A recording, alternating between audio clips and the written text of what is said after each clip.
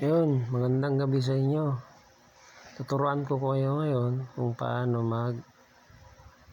repair. Ayan, nung hindi dumidikit, yung natanggal. Ayan.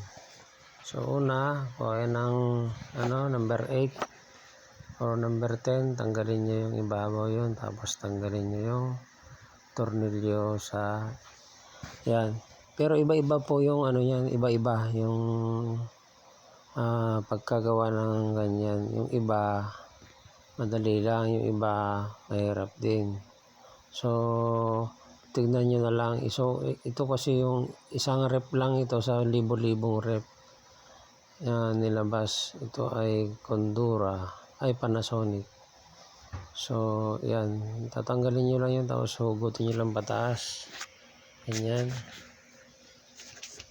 Madali lang naman, guys. Yan. Yan, tapos kumuha kayo ng sapin para hindi magasgas, para hindi magalit yung customer. Ayan o. Ganyan lang gawin nyo, kuha kayo sapin. Ayan. So kumuha na ako ng pinakuha ko yung sapin niya para hindi magasgas. Ayan. Tapos silipin nyo lang yung ilapat nyo mabuti. Ilapat mabuti yung yung guide yun. So medyo yan, medyo matagal ilagay yan kasi natanggal siya. Pero minsan kung sanay ka na, mabilis lang yan. Yan o. Ganyan lang yung ginagawa ko. Yan. Natanggal kasi sa pagkalagay. Siguro yung mga kumwari may mga ice candy, yung mga matatamis, yun ang bumaba dun sa gilid, tapos dumikit.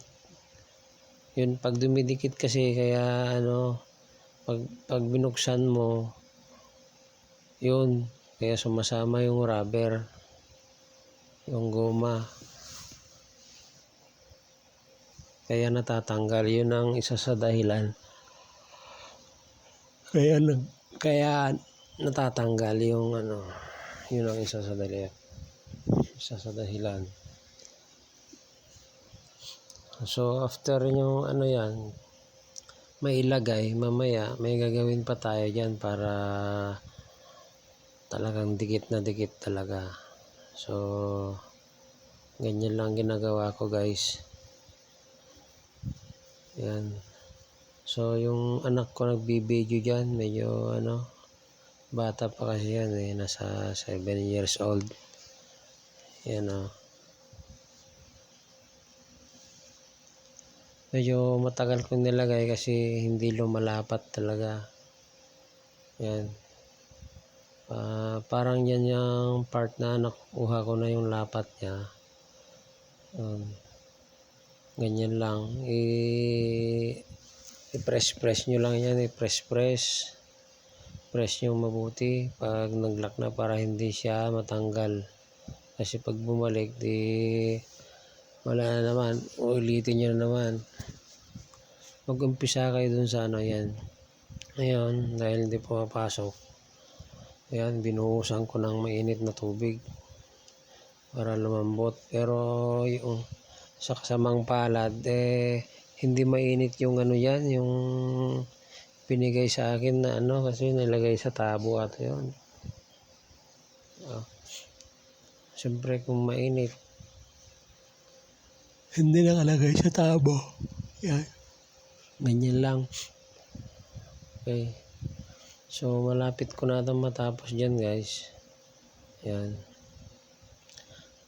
Yan. Pero yan, magpapakulo pa sila ng tubig yan. Ulit, magpakulo sila ng tubig. Yan. Okay. Yan. Basta i-press nyo mabuti yan. Dapat lumalapat yung mga lock nya. Madali lang naman yan. Ito kasi walang mga walang tornilyo, unlike sa ibang nakatornilyo. Ito walang tornilyo. Itong Panasonic na to, yung iba na tornilyo, yung ibang brand. Hindi ko lang kasi makabisado lahat ng brand ngayon, yung mga makabago kung nakatornilyo pa, pero mga luma nakakita ako ng nakatornilyo sa loob, may screw. Yan, ganyan lang, nilalapat ko na yan para yan, pinapasok ko. Medyo matagal nga lang. Yan. Ganyan lang yung gawin nyo. Kasi sayang naman kung papagawa nyo pa, magkano ang paggawa. Mahal po yung paggawa yan. Kahit ganyan-ganyan lang trabaho po yan, mahal po yan kasi home service yan. Saka alam nyo mga technician kasi mahalaga yung mga oras nila yan. Mahal talaga ang mga oras. Kasi may mga shop yan, may mga iniwanan o maraming customer na iba. Yan. Ganyan. Yan. So, hindi pa yan, pag nailagay natin yan, hindi pa yan nagtatapos para dumikit yung magnet. Ganyan lang yung umpisa pa lang yan. May mga diskarte pa na ipapakita ako sa inyo mamaya dyan. Kaya huwag nyo munang i-skip. Ganyan lang yan. Yan yan. So salamat naman at dumikit na yan. Dumikit na siya. Yan. Pilit ko pa rin pinapasok para maganda yung lapat niya. Yan. Okay. So malapit nang matapos dyan. Lalagay ko na ata yung yan. Yung yan. Yan. Pilit ko pa rin dinidikit. Sine-check up ko mabuti kasi mahirap yung bumuka ulit. Yan. Mamaya okay na yan. Yan. Sasalpak ko na yan. Yan. Try. Yan, ganyan. Yun. So, ganoon lang. Ipapatong nyo lang. May guide yun sa baba. Parang shop na maliit. Tutusok. Ngayon, tetesting ko dyan. Yan. Testing ko. Ngayon, ilalagay ko yung yung tiren, ilalagay ko na yung mga bolt dyan sa taas. Tingnan natin kung lumalapat na. Kasi kanina natanggal yung yung rubber door magnet. Yan. Door magnet kung tawagin. Ganyan lang yan. Paglagay. So akala ko okay na. Yung tinetesting ko pero nakabitin pala. Parang nakasayad. Parang hindi siya pantay. Hindi siya lumalapat. Ibig sabihin nung na dun sa baba. May plastic kasi sa baba. Parang yung patungan niya. Pag napudpud kasi yung plastic na yun, kaya bumababa yun ang isa sa nakakasira pag luma na. Minsan kabubukas na pupudpud or mabigat yung hindi dumidikit. Mabigat yung mga kinakarga, yung mga malalaking soft drinks. Yan. Pag mabigat, talagang bibigay talaga yan. Kasi lang naman yan bakal na manipis. So pwede siyang bumigay. So pag tabingi yung rubber, pag sinarado mo, makikita mo naman pag tabingi, pag hindi lumapat yung rubber sa taas, ibig sabihin hindi yan didikit. Hindi kasi magkatapat. Ayun. Yan, tinanggal ko siya kasi yan, kumuha ko ng yung washer, yan, bilog. Doon sa shop, itutusok ko doon. So, naglagay ako isa muna, isang washer, bilog na washer na may butas. Kasi yung shop yun, yung sakto yung sa shop, yung diameter ng ng shop. Ayan, tinatry ko, ayaw pa rin. Ayaw pa rin.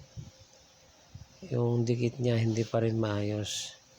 Hindi siya nakatapat talaga. Ayan. Ayan. Try ko siya kung ayos na. So, wala pa rin. Yung isa, hindi pa rin lumalapat. Ayan, tinanggal ko ulit. Nilagyan ko ulit ng isa. Dun sa baba. Ang galing ng camera ko talaga. Camera girl ko talaga. Yung 7 years old na anak ko yan. Ayan o. Oh, ganyan. So, nilagay ko na yung yun. Nilagay ko na. Tapos, higpitan ko na. So, hindi pa nagtatapos yan kahit na nakatapat na yung rubber na yan dahil tumigas na siya at natanggal dati. Kasi yung pag natanggal kasi, yung na-deform na yan pag natanggal dati, natanggal sa lock niya or sa guide niya. Sa ibaba lang naman yung parte na natanggal. So, ganyan. Ganyan yan. Yun. Ayan, nilagay ko na yung takip. So, sinubukan ko. Ayos na. Pero, hindi pa rin ako satisfied. Tumatapat na pero may gagawin pa tayo para lumambot. Yan.